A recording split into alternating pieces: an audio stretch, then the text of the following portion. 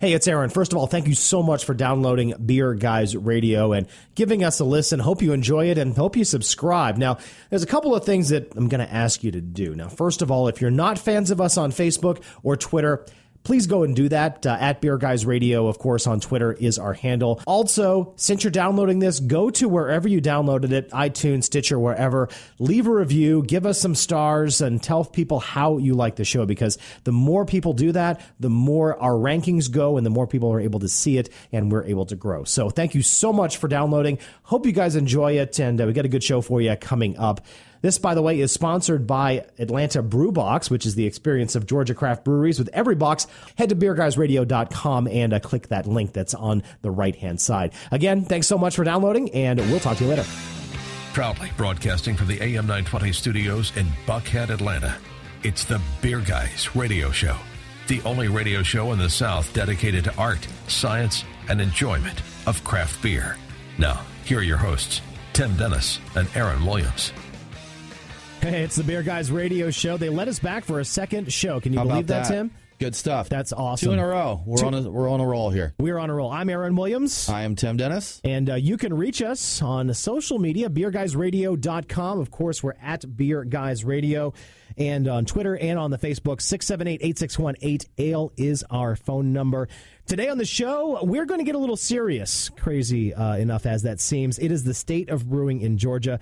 There are some serious issues with folks in Georgia about the craft brewing industry, and we are going to talk to Nancy Palmer from the Georgia Craft Brewers Guild about the upcoming legislative session that starts next week and how they plan on freeing Georgia's beer makers from the grip of onerous, and I can say that, onerous regulations that from the government. Serious. It is serious, absolutely. I'm a little bit peeved about that. Also, we're going to have a little bit of fun, of course, talking to Matt Leff about a brand new event coming to Atlanta, Nuit Belge, and how you can win tickets. You can also go to beerguysradio.com, buy tickets, and use promo code BGR and get a nice discount as well. You know what else I think we need to do this week, Aaron? I think we need to drink some beers. So I think we can do that. We've got a couple featured beers. Our beer of the week this week feature is sponsored by Truck and Tap in downtown Woodstock. Check them out at truckandtap.com.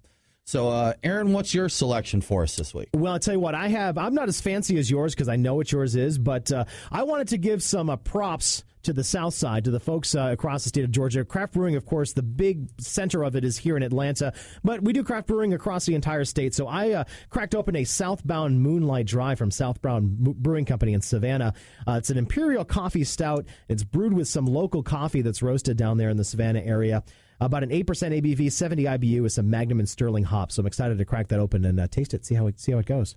Well, I've got something special for us this week, Aaron. I appreciate that. What I brought to tie in with our show, we're talking about the state of beer in Georgia, the beer laws. SB 63 that passed this year went into effect July 1st, and Burnt Hickory Brewery in Kennesaw had a midnight beer release party. They sold, They sold some tours. They didn't sell souvenir beers there. Yes. Okay. And we had a few options of cellar beers for vintage beers for the selection. So what I brought today is a 2014 Killdozer, which is a barrel-aged barley wine from them. That's what I'm talking about. And I purchased this at midnight on July 1st when SB 63 went into effect, when breweries could do that and were able to enjoy for a brief time a little bit more freedom. Exactly. I'm really looking forward to cracking that open. That's going to be a lot of fun. Now, over the past week, we, of course, sampled some of our own fair share of beers. Tell me about what you drank this week. I went to a bottle share last weekend, enjoyed some bottles with some friends, some excellent stuff there. But a couple highlights of that one, I had a Hardywood Bourbon Barrel Gingerbread Stout. Oh, I'm envious. It's an excellent beer. First time I tried it. I'd had the Gingerbread Stout before, really good. Bourbon Barrel. I'm always a fan of barrel-aged beers, and This one was no exception. Also had a beer from El Apothecary called the beer formerly known as Latoche. Okay. And this was a special version with strawberry in it, one that they did just for their society members there. Excellent sour beer, very good. And then, Aaron, we both, I believe, had this when we met up at Monday night and tried their Cinnamon Cocoa Drafty Kilt. Yeah, and that was excellent. Nice cinnamon notes, good cocoa. It's got a excellent smoky Scotch ale base there. Very good beer. You know, one of their clip-on series, of course, they'll release clip-on series for different releases throughout the year. It's my favorite one they've had so far. Yeah, really. I was a big fan. I like the Drafty Kilt, the base beer. The bourbon barrel's excellent. This is a great addition to the series. Absolutely. Now, speaking of beers that I drank, I had another one. I had an oldie but goodie, an O'Dempsey's Your Black Heart Russian Imperial Stout. I know it's been around for a little while. It's the first time I've had it, but I tell you what, 8% ABV. It's got tons of molasses flavor, and it's absolutely delicious. So if you haven't had the O'Dempsey's, or if you haven't had it in a while, I would highly recommend you come back to it and to taste it. It was really, really delicious. Again, with that nice, it was almost like a dark sugar, molassesy taste to it. It was really good. Yeah, I like that one a lot. Sometimes it seems to get passed over when talking about some of the, top beers in Atlanta, but it's just a really good Russian Imperial Stout. Excellent beer. Yeah, absolutely. Now, speaking of beers that are happening here in Georgia, we've got some news events to talk about. First of all, Gate City up in Roswell, certainly a much anticipated opening. They've had their beers on tap and on growler for a little while, but now they are officially completed all licensing and inspections for the brewery. They've got their business license, and they've been cleared to do business in Roswell and the state of Georgia. So it looks like they are going to start opening around February to the public with about 2 to 4 beers. They're working, of course, a very small startup operation. They're trying to get all their beers in order and ready to go. So another addition, it looks like, to the beer lineup here in the state of Georgia. Have you been by their location there in Roswell yet? I have not. Where they're situated? So right there in the old Roswell area, they're just at the edge of it. Excellent foot traffic. I think it's going to be a great addition to the area there. Very walkable in that area. So I know what you're talking about. It's a cool little part of town, so that'll be nice. So speaking of things that are advancing here in Georgia beer, Foothills Brewing. It's not a Georgia-based beer. It is based up in Winston-Salem, North Carolina, although the founder and the brewmaster, Jamie Bartholomew, is a UGA grad. He is starting, or they are starting distribution into the Georgia area very soon. It was founded. They'll actually be doing launch events throughout this week. That's right. So we'll cover that a little bit more. But they're coming to Georgia very soon. Exactly. And they've got $2 million. They've just invested in a production brewery. They've increased their capacity to 70,000 barrels. They've actually been named one of the fastest growing companies in the Triad area up there in Winston-Salem. And really, really fast growing brewery and brew pub, because you can have both of them apparently up in North Carolina. And one of their doesn't sound safe. No, it doesn't. I think it sounds a little bit silly. And, of course, we'll get into that here in the next couple of segments about the laws here in Georgia. But, Foothills, Wicked Weed, there's some others in North Carolina just starting to make some inroads here in Georgia. What do you think about that? I think it's great. It's good to get more options here. A lot of people go up to, Raleigh, Asheville, different locations, enjoy those Carolina breweries. And it's good to see them here. I love my local beer, but I also love having options. Yeah. And Foothills makes a beer that's very popular, very nice stout called Sexual Chocolate. Yeah. They're going to be bringing that our way. All right. It'll be great to see them here. Great addition. Absolutely. And speaking of North Carolina beers, we've got another one, Burial Beer. They're opening up their second brewery. They're out of Asheville. They are going to have a brewery and a tasting room, another interesting thing that probably will cause chaos if we have a tasting room here in Georgia at a brewery, but I digress. And they will also eventually include a restaurant, according to the company's owners, too. $1.8 million investment. Burial will hire 17 new employees. That would be nice, and will increase its sales area by shipping beer into Georgia and then into South Carolina. And also in this article that I read here from Gannett up in South Carolina, they've got New Belgium Brewing in the area, testing equipment at its $140 million West Asheville brewery. Looks to be turning up beer for sale early this year. So investments and opportunity and growth in our neighbors to the north. Absolutely. Speaking of South Carolina, yes. Some big news out of there that as we look at changing our laws and to improve economic impact and jobs, over the last couple of years, since 2013, South Carolina has actually passed 2 laws, one they call the Stone Law and the Pint Law, to improve conditions there for brewers. Recent studies show that the impact of those law changes brought 140 additional jobs and $14 million in revenue to the state. That's just in the last 2 years since the passage of those laws. So it's, there's data out there that shows this does make a difference. Jobs Absolutely. and money. Jobs and money are always good. And, of course, we'll be talking to Nancy Palmer from the Georgia Craft Brewers Guild about that here in the next segment. Sort of sad news, I guess maybe a hail and farewell, as they say in the military, here out of Seattle. After 37 years, Charlie Papazian, I hope I pronounced that correct. I believe that's I believe it's correct. I believe it's Charlie Papazian. He is stepping down as the president of the Brewers Association, and he's been in that role for 37 years. So quite a legacy that he'll be leaving. There's very few people, I would say no one that's into brewing, whether it's home brewing or commercial brewing that has not heard of and is familiar with Charlie Papazian. Very instrumental from the 70s when homebrewing became legal in the United States to modern day. Founded GABF, Great American Beer Fest, author of the book The Complete Joy of Homebrewing, which is kind of a homebrewer's Bible. Any homebrewer has been recommended that book, and he coined the phrase, relax, don't worry, have a homebrew. I like that. And that's kind of become a mantra to the new brewers who are just so nervous that they've messed up their beer. That's, you tell them, just relax, don't worry, have a homebrew. So it's a good attitude, and he's served us very well. Very, very critical, important person in craft beer movement in America. He will be missed, but I guess it's a well-deserved retirement for him, and I'm sure he'll enjoy many home brews himself. And they did say he will still be involved. Okay, so he's still going to be around, even though he's stepping down. And, just a great man to have in the industry. Absolutely. And finally, for this news segment, I've got a good revelation for folks who are trying to maybe cut a little bit of weight and do their New Year's resolution this year. According to an article in CNN, I just found beer, or any alcohol for that matter, when consumed in moderation, that might be the most important thing of the article, may be a brilliant motivator to help keep people working out. Several studies have found that people who drink moderately tend to exercise a little bit more than folks who abstain.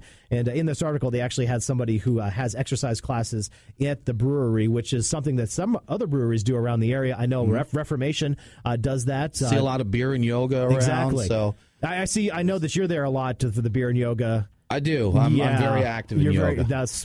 Anyway, the music means Marquis is telling us it is time to go. Super producer Marquis behind the wheels of steel. We'll be back with the Beer Guys Radio Show, and we'll be talking to Nancy Palmer from the Georgia Craft Brewers Guild about the upcoming legislative session. You're listening to the Beer Guys Radio Show. Keep it tuned.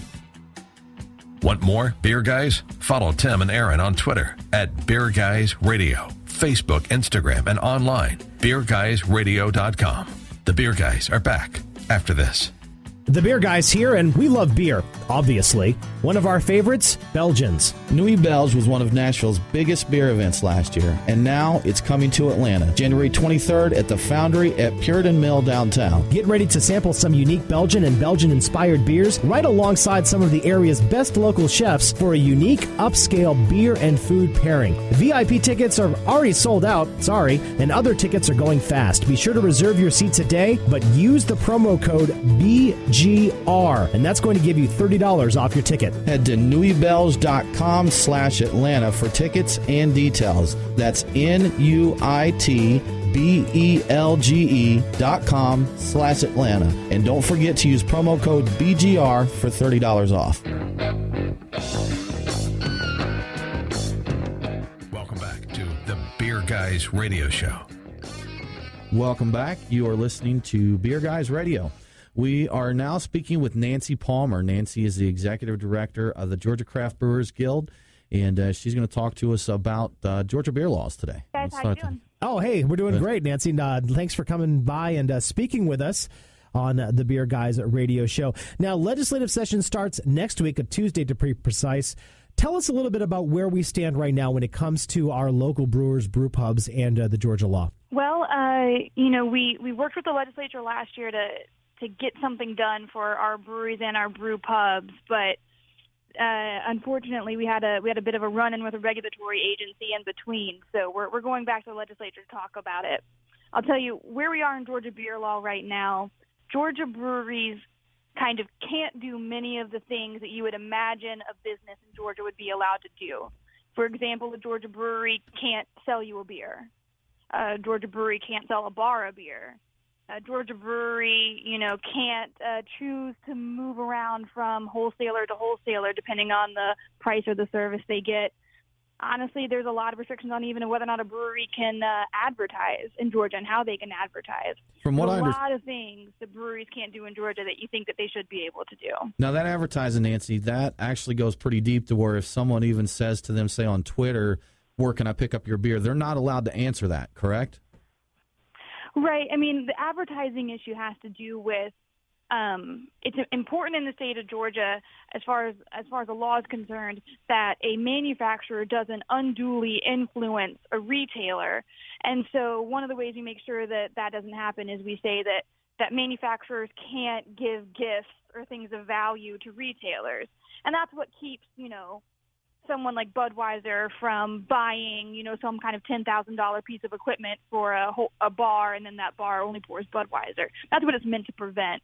But when we start talking about these advertising issues, we're prohibiting kind of everything that even looks like maybe it could possibly be a thing of value from a business of any size to a business of any size, which would include something like a tweet, right? So if a brewer recommended to somebody on Facebook, yes, you can, go buy my beer here, that might be a thing of value. And so what we've done is instead of getting rid of the real problem, which would be, really big manufacturers throwing around money to gain favor, we're now hamstringing teeny tiny, manufacturers from saying simple things like where their beer is sold.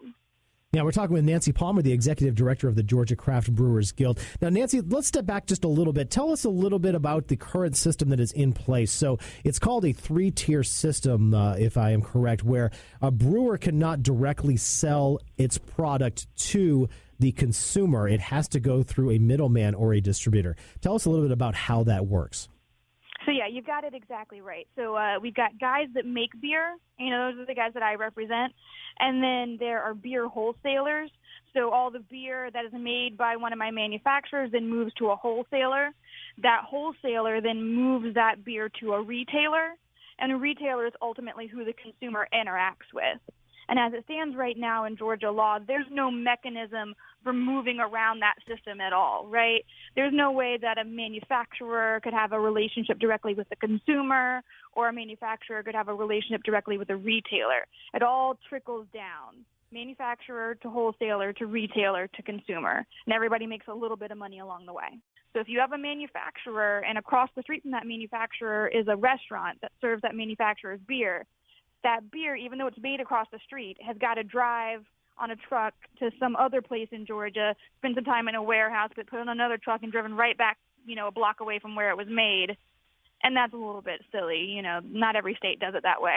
No, and that happens a lot. I've talked to breweries who have bars that carry their beers because they're the neighborhood beer, and they have to go all the way across town and back to get into the bar.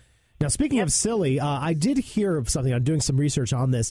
Now, the distributor and the brewery has a unique relationship. Of course, it's something that they need, but I am under the impression, or at least this is what I'm reading here, brewers are basically locked into a lifetime contract with distributors, the way the law is worded right now.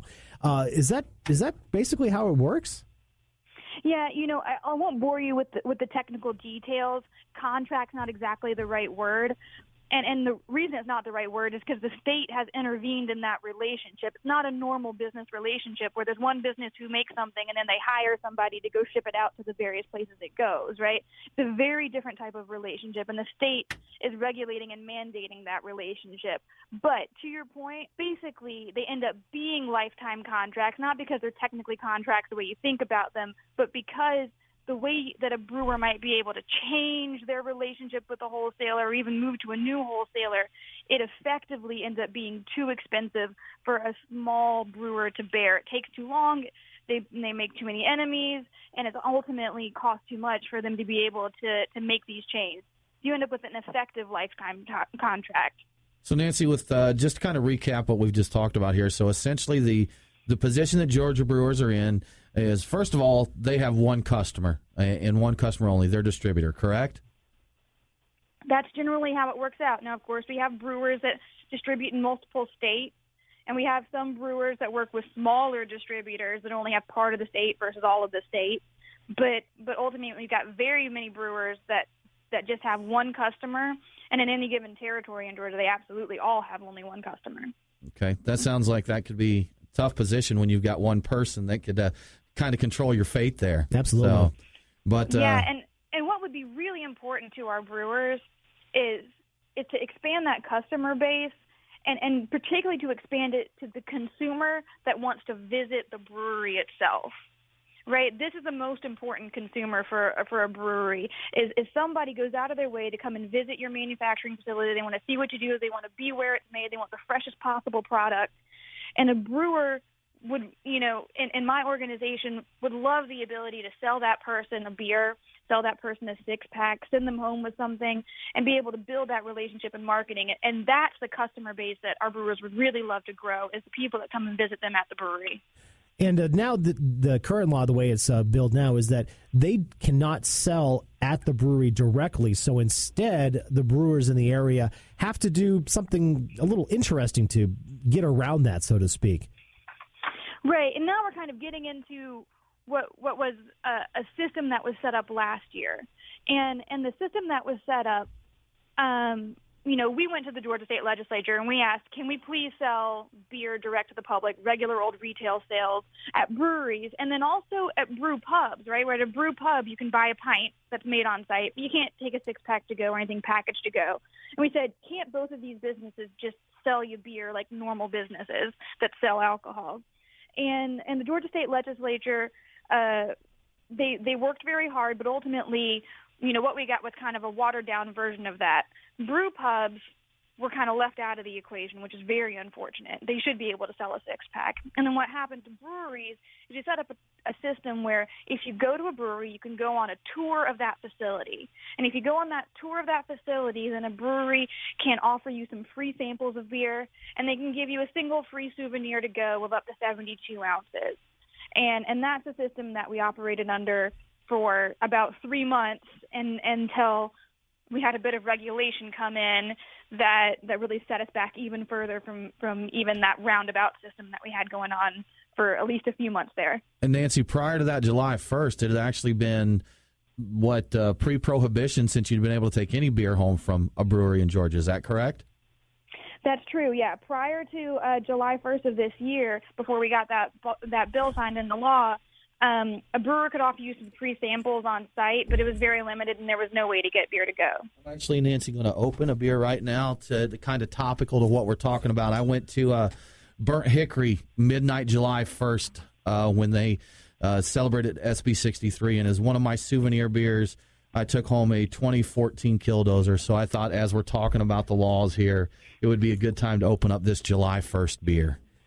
Well, that's great.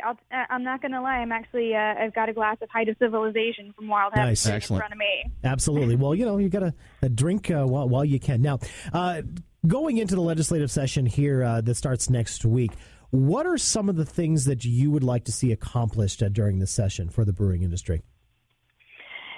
What I'm hearing from the brewing industry and from the brewers that are in our organization, that the absolute most important thing to them is that direct retail sale to people that come and visit them at the brewery. They'd like to be able to sell them beer for on-site consumption, sell them beer for off-site consumption. And then for the brew pubs that are in my organization, they'd like to be able to sell you beer for on-site consumption, which they can do right now, but also for off-site consumption. The reality is, the brewers in Georgia would like to be treated like other places that sell beer. And that's the most important thing that's top of our head as far as getting Georgia laws, up to speed. This is something that's legal in 48 states. They have some version of a brewery being able to sell beer, and Georgia and Mississippi are just lagging behind here. Yeah, and so that's the most important thing. But that doesn't mean it's the only thing we're looking at. And it's interesting because we just talked about in our news section earlier that Foothills Brewing and we had some other companies in North Carolina. They're starting to move into Georgia because the North Carolina laws are much more relaxed than what we have down here. Yeah, North Carolina's done a fantastic job of building a strong brewing economy. The population of North Carolina is just slightly less than ours, but it's similar. And, they've got over 100 breweries now compared to Georgia's 40. And I feel like, Georgia's a great place to open some breweries and possibly open some second facilities of breweries that, had started on the West Coast, because Atlanta is a fantastic distribution hub. Nancy, we're going to have to take a break here real quick. We'll get right back to this. You're listening to Beer Guys Radio Show. We're talking to Nancy Palmer, and we will be right back. What's on tap? The Beer Guys know.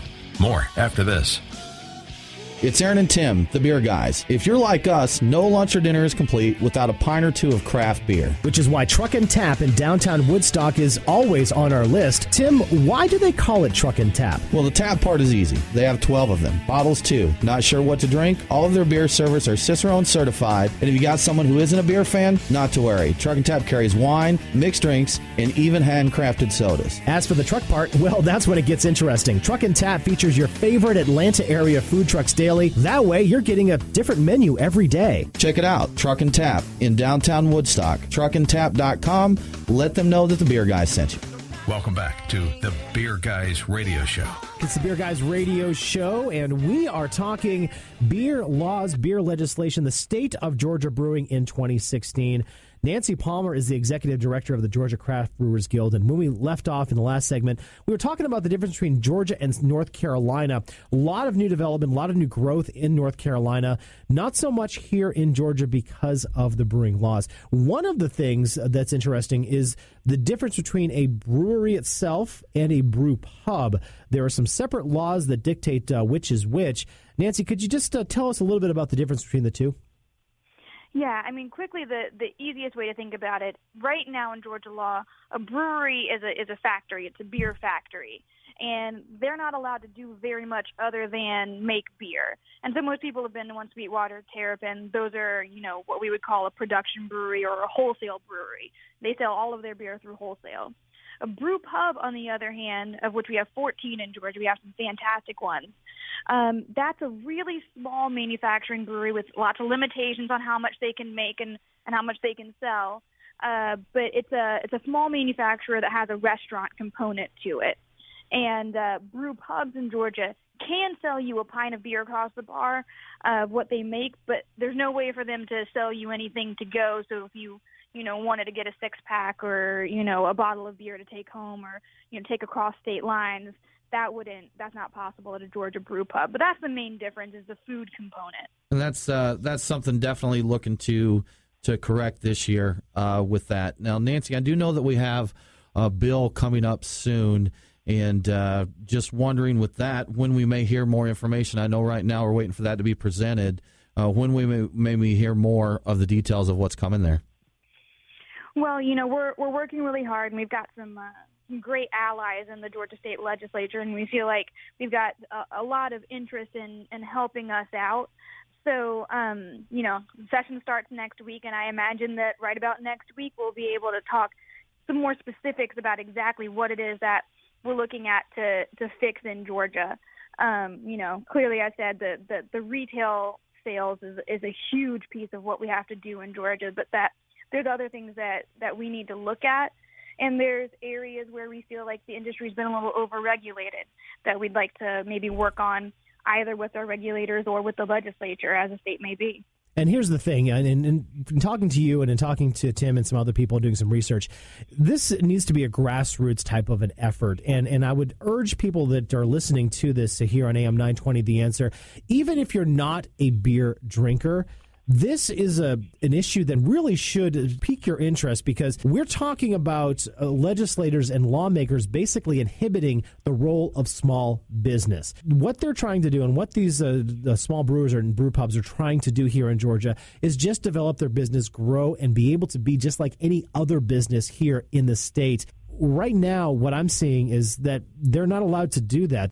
I would urge really anybody here listening to this radio show to talk to your representative here in the state and see what's going on, see what their feeling is, and really ask them about this, because we're talking about a lot of people here who are just people who were in regular jobs, decided to make an investment and try and live the American dream. And Nancy, you'd mentioned before, and Aaron brought up a good point, these brewers here in the state we're not talking huge corporations. We've got a couple fairly decent-sized breweries here, but this is a small business issue for a lot of this. Most of our brewers in Georgia are small, family-owned businesses.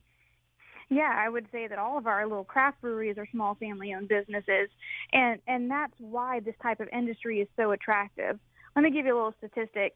If you take the population of Oregon and Colorado, you combine the two of them, right? Now, these are two states that are at the forefront of beer, right? Yep. But you take those two states, you combine the population, you have similar to the legal drinking age population of Georgia. Those two states combined have 14,000 direct brewery and brew pub jobs. In Georgia, we have about 1,300. If we could get those extra 12,700 jobs here in Georgia, we could drop the unemployment rate from 5.9% to 5.6% just with one industry. And let me be clear, because these are small business jobs, because this is small manufacturing, these jobs can't be outsourced. can't go anywhere. Exactly. They have to stay here, and they're in every small town in Georgia. And we're talking about leaving a tremendous number of jobs on the table, tremendous amount of tax revenue, and it's really hard for your average citizen to understand why we would be doing that. And a lot of the answer is because, well, it's just always been that way. And it's time for us to kind of open our eyes and go, this is a real industry with a lot of potential that's doing a lot of good in other states, and there's no reason why Georgia shouldn't, be partaking in that. Yeah, I'm not sure how many people would be against 13,000 jobs here in Georgia. I think we could use all the jobs we can get. Hard to argue with that. Right? Absolutely. So. Excellent. We're talking with Nancy Palmer, Executive Director of the Georgia Craft Brewers Guild, just ahead of the Georgia legislative session that's going on here starting next week about some of the issues in the craft brewing industry. Where do we need to be once the session is over? Oh, I would love to be anywhere better than where we are right now. So I'll call almost anything a victory. But I'm telling you, the Georgia State Legislature can choose to stand up and do something and stand up for small government and stand up for small business and stand up for deregulation, stand up for industry and manufacturing, or we can choose to do nothing. Craft beer as an entity is going to be fine, and these businesses will go somewhere else and open. We're really at a touch point here where we've got to be changing laws, and we can't be number 48, every single time something needs to get changed. We've got to get with the program. We've got to change the stuff. We've got to become, a friendly business environment, because right now it's hostile. And so, I want to see Georgia get friendly towards craft beer, get friendly towards manufacturing, and anything that we can do at the Georgia State Legislature to make that happen, that's a win for me. And Nancy, we talked about it briefly. I don't think we got into it specifically, more just the generality of it. So SB 63 was passed and went into effect July 1st. Then the end of September, I believe it was September 26th, there was a policy bulletin issued from the DOR that really made a huge change to what we have there. Can you kind of give us some details as to when that bulletin came out, what it did, how it affected, and kind of the effects that it had on our brewers here? Yeah, we asked the legislature for direct retail sales, and ultimately what the legislature was able to work out and give us was something that kind of was that, but not exactly. So we were able to sell that tour, and then you could give away some free beer in accordance with that tour. And for us, what it meant was that for the first time, Georgia breweries be able to give some beer to go. But also the law said that, these aren't retail sales, which of course we understood, and that was very important to understand. And also that a brewery could charge variable prices for these tours. So you could have a tour with some less expensive beer that you're only going to have on site be one price, and then a tour with some more expensive beer in maybe a 6-pack to go would be a different price. It's a way for brewers to differentiate between a customer that's going to have 1 pint of something inexpensive or someone who's going to have, 4 pints of something that's more expensive. And so that variable pricing was incredibly important. As you can imagine, to any business, being able to charge different prices is very important. And unfortunately, the Department of Revenue bulletin that came out in September, whereas the department had been okay with that system, they decided that they were not okay with that system, and we had to reverse, and now we couldn't have variable prices for the tours. We had to go back to just the one price, which deeply affected the way that brewers were doing business. People did lose jobs because brewers had to cut back their tasting room hours, because brewers had to eat a lot of investment that they had made, and that was really unfortunate. I won't mention a specific brewer here. I don't want to, release their information, but I will say that I talked to a brewer that said after SB 63, they saw an extreme increase in their sales. They did expand their brewery, hired more people. Once the policy bulletin came out, they saw 40 to 50% reduction in tours and ultimately revenue in the brewery after that policy bulletin. So this hurt in very big numbers for these breweries that had put out money thinking this law was going to be passed. If they'd be able to do these tours and send people home with beers, they bought equipment, increased the size of their brew houses, and it really hurt the small business of Georgia, the small brewers. Yeah, and the way that we're looking at it as a trade organization is not that anybody in particular really messed this up. It's that the system was silly to begin with, right? It was a bad system. Exactly. With the tours and the giving away the free beer and the retail, and you can charge different price. The whole thing was kind of a mess. And I think that it was confusing for regulators. I think it's very confusing for consumers. Brewers had a hard time with it. The legislature clearly had some questions about, there's some differences in opinion about what the intent of the law was. And so now I'm kind of looking at it, and the brewers are looking at it going, we clearly need something that is simple and straightforward, and Georgia's businesses that are breweries need to be treated like other businesses. Because when we carve out these special systems, it's clear that things just go sideways and bad things can happen, like, misappropriated investments and people getting fired and people losing revenue. Yeah, well, Nancy, this is certainly a very important issue, and we've got to wrap it up. We're coming up to a break, and we will be following this closely. Thank you so much for your time. We really appreciate it.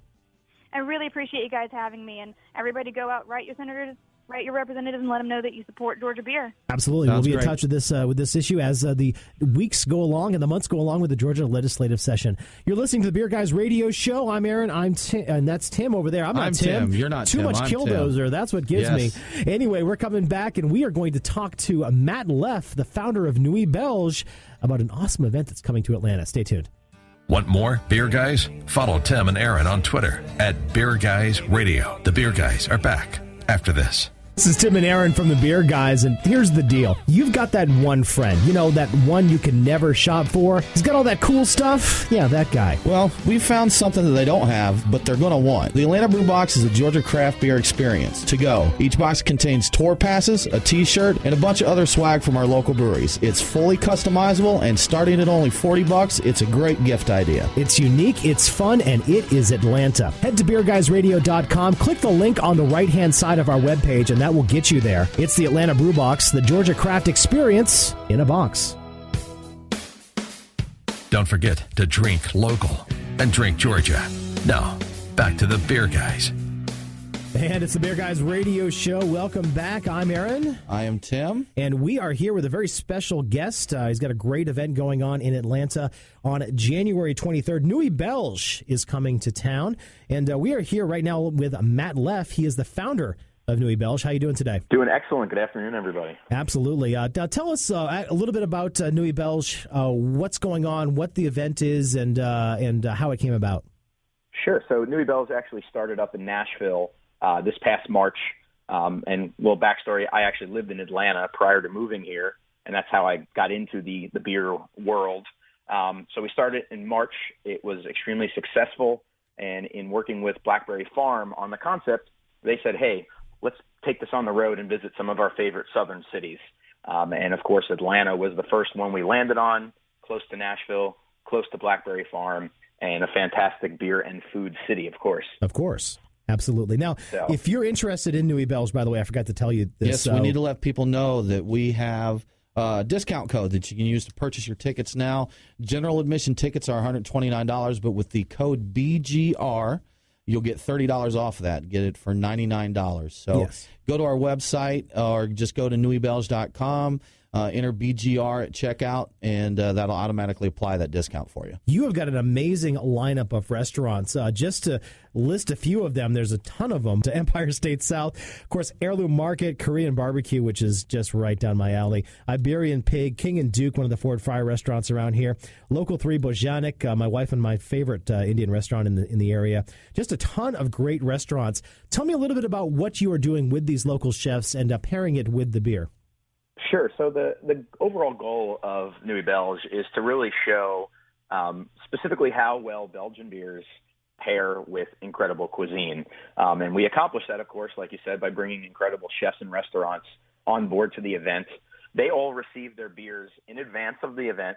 They get to taste them, they get to drink them, and they conceptualize their menus based on drinking those beers. So we have a really nice cross-section of Belgian beers ranging from Abbey Ales to triples and Belgian darks to sours, really a nice cross-section of Belgian styles. And we let the chefs have fun with it. They get to create exactly what they want with those beers. So all the menus were conceptualized by them drinking the beer, assuming they were available. There was a few special beers, of course, that we couldn't get samples of. But it's a really great concept, and it lets the chefs have a lot of fun, which is important because we're already taking advantage of their time on a very busy schedule, but we're giving them an opportunity to really just do whatever they want. We don't give them any guidelines other than taste the beer and make a dish. Yeah, and Matt, I was looking at some of the pairings there online, and the food menu is about as diverse as the beer menu with the type of cuisines that we'll have there. I think I saw rabbit empanadas, some lamb curry, so lots of choices. Going to be a lot of variety to the pairings there. Definitely. It's a really great menu. We have, at this time, every restaurant except for our last-minute bonus edition of Leon's Full Service. Every single restaurant's menu is up on the website, so you can go and look at what beers you're going to try and what you're going to eat. Now the local breweries you had in there, I believe I saw 3 taverns and Creature Comforts will have beers, some Georgia Belgian-style beers, correct? Yes. Yep. So Creature Comforts is going to be pouring Bread-O-Matic and Emergence. And then 3 Taverns is going to be pouring, I believe it's part of their Sour Asylum series. It's their Raspberry Sour. Mm-hmm. And they're also going to be pouring this year's Ethiopian the Recluse as well. Oh, that's definitely on my list. We had that Bread-O-Matic here last week. We actually had a growler of that we enjoyed. Yeah, and that's got a nice funky taste with that bread on there. It's a lot of fun. So those guys are great. Now, Matt, you mentioned to us a little earlier that kind of a special treat for the VIPs is going to be the Blackberry Farm reception. Can you tell us a little bit about Blackberry Farm? Yes. So for those not familiar with Blackberry Farm is a beautiful resort in East Tennessee outside of Knoxville. It's a very exclusive place, very pricey, but very incredible. And they have a classic farmhouse-style brewery that has now become part of Blackberry Farm and also was a motivator for Newey Belge to come about. And so our VIP session, which is, of course, sold out, will involve a special tasting of 3 different beers that I won't go into detail about since we can't sell any more of those tickets. But for the general session, Blackberry Farm will be on the floor with their classic Saison as well as their winter Saison, paired with a selection of cheeses and charcuterie that they actually make at the farm. So it's a really rare opportunity for people to experience Blackberry Farm without actually going there. And that is definitely a big highlight of Newey Belge. So we're really excited to work with Blackberry Farm and, of course, the brewery. And you all are in for a big treat when it comes to tasting their beers and, of course, all the homestead products that they make at the farm. Sounds great. Really looking forward to it. I've tried the classic Saison so far and really enjoyed that. So very much looking forward to the event. Yeah, and I'm a big cheese guy, too, so I'm going to be looking forward to what they've got Saisons there. pair well with cheese, charcuterie, and stuff. Excellent. Yeah. Oh, yeah, you can't go wrong with that. And I forgot to mention, outside of all the restaurants and, of course, Blackberry Farm, we also have a raw bar provided by Murder Point Oyster Company. Okay. And a huge chocolate tasting by Alvin Sinclair Chocolate out of Nashville. They are traveling to all the cities with us. So there is so much food and so much beer. Bring an appetite. Maybe don't eat lunch. Tell us a little bit about the reception that you've had so far here in the Atlanta area. So far, we are off to a great start. The VIP session, which is with Blackberry Farm, is actually already sold out. So that's always a good sign that people are jumping on it. Obviously, the holidays, everybody had, holiday brain and the New Year's brain. So we saw a little break from people making purchases. But since the first of the year, we've seen things really pick up, and we're moving in the right direction. We're a first-year event. We know we're new to town, and people want to, they want to feel out the situation. But the good thing is that this is an event that's already occurred. We have a method to our madness, and we can assure everybody a really great time. And it is limited in size. We only have 500 tickets to sell, and we're well halfway past that point of getting to that goal. So, if you want to be there, the time is probably now to get your tickets. Someone's going to win, of course, tonight, a free pair, which is awesome. But take advantage of that discount code. We really want people to just come on out and experience. This event is not a beer festival. This is sort of the next level of beer festivals and beer pairing events in town. Yeah, it's fancy stuff. I'm actually going to bring my wife, so, we can't go too crazy with that here. So we got a driver built in. Quality event. That's absolutely right. And if you'd like to go, you can do a couple of things. You either go to Newey Belge /Atlanta, or you can go to beerguysradio.com. We've got a link there right on the front page. You can click there, get some more information. Of course, use the code BGR to get $30 off of that ticket. Unfortunately, VIP already gone, but the general admission tickets, you still got a few of those left. Speaking of, we've got a couple of people, or at least one person that's going to go. That's right. Yeah. We're going to give away a pair of tickets on our show here today. And, man, I believe that you have the magical hat full of names there. So why don't you draw one out and tell us who's going to win this pair of passes?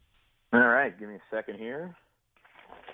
All right. We are happy to announce that David Schilling. Nice. You will be going to Newey Belge. And I believe David mentioned a very, very good beer in his post.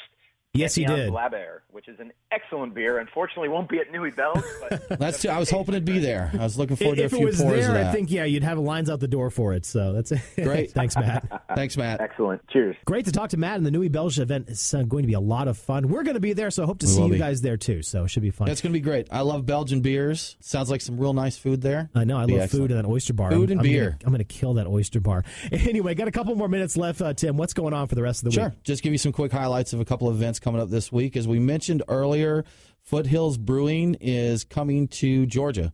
They'll be having release events all week. Check our website for details on those events. Today, you may be a little late to get this, but My Friend's Growler Shop is having their second anniversary. Cool. Tapping some really nice, unique beers. They're going to have Creature Comfort Southerly Love, plus the Guava and Passion Fruit Athena Paradiso, Orpheus Even the Fury is Wept, Jailhouse Thieves and the Law. Now, they're tapping them early, so those may be out by the time you get there, but they said they'll have a lot of other fancy beers and surprises there. So Excellent. check them out. Happy anniversary to them. Yes, too. absolutely. On Sunday, the 10th, Sweetwater's second helping IPA Kick the Cask party at Staple House. That's going to be at 5:30 p.m. Second helping is an IPA that they do in conjunction with the Giving Kitchen. Yep. And it's meant to develop emergency funds for people within the food service industry if they face unexpected hardships. 100% of the profits go to that. So you're drinking beer for a good cause there. That's always a good thing. That. Yes. So on Monday, that's on Tuesday, up Woodstock Way, game night at Reformation. Go on there, beer and board games. They'll have cribbage, Monopoly, many more. So check that out up at Reformation. I'm much more likely to go to that than the yoga night they have. The yoga night? Maybe both, yeah, right? well, there you go. I could do that later. Got to work the beer off. That's right. And on Monday, Representative Brett Harrell will be doing a Twitter chat with the Georgia Restaurant Association talking about House Bill 535, the brunch bill. Yes. They're going to be doing that from 3 to 4 p.m., answering any questions.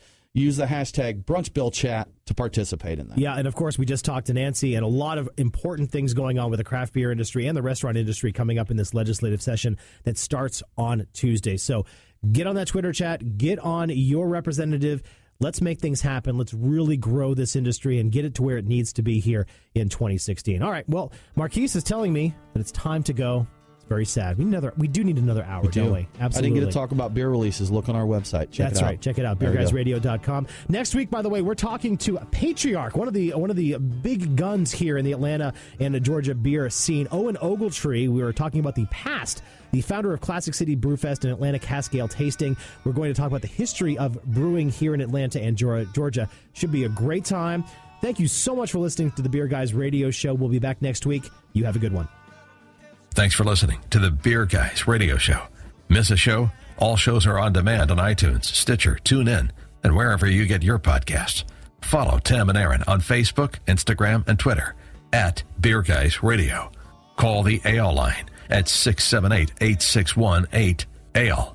More Beer Guys coming up next week. Same time, same place, same tap. Till then, here's to you. The Beer Guys here, and we love beer, obviously. One of our favorites, Belgians. Nui Belge was one of Nashville's biggest beer events last year, and now it's coming to Atlanta, January 23rd at the Foundry at Puritan Mill downtown. Get ready to sample some unique Belgian and Belgian-inspired beers right alongside some of the area's best local chefs for a unique, upscale beer and food pairing. VIP tickets are already sold out, and other tickets are going fast. Be sure to reserve your seat today, but use the promo code BGR, and that's going to give you $30 off your ticket. Head to nuibelge.com/Atlanta for tickets and details. That's NUITBELGE.com/Atlanta. And don't forget to use promo code BGR for $30 off.